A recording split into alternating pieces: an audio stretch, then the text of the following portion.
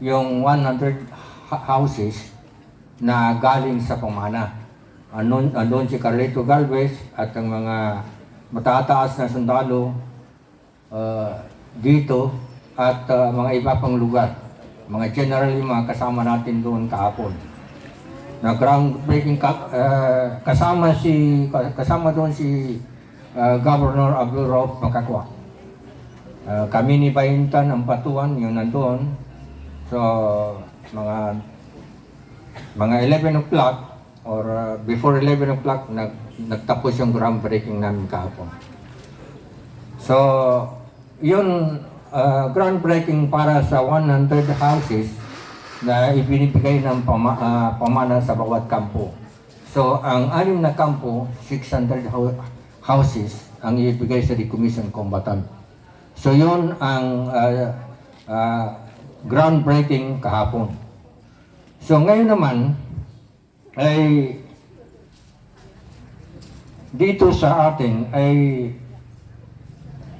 parang kung titignan natin dito sa mga worker, mga volunteers ay parang end-year dito ng inyong pagtrabaho.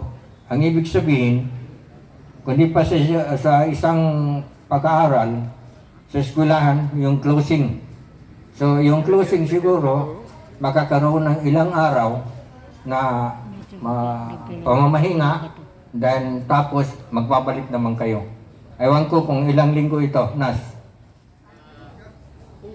2 weeks. 2 weeks. Sa ating panig,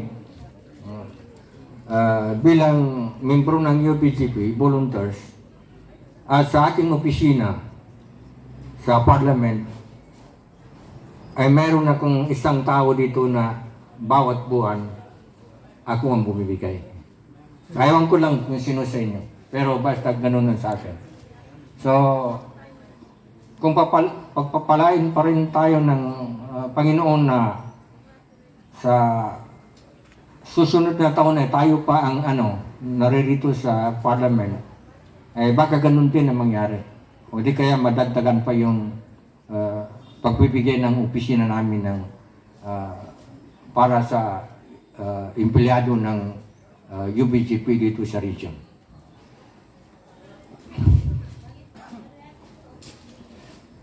So, ngayon ay ang pinag-uusapan natin ngayon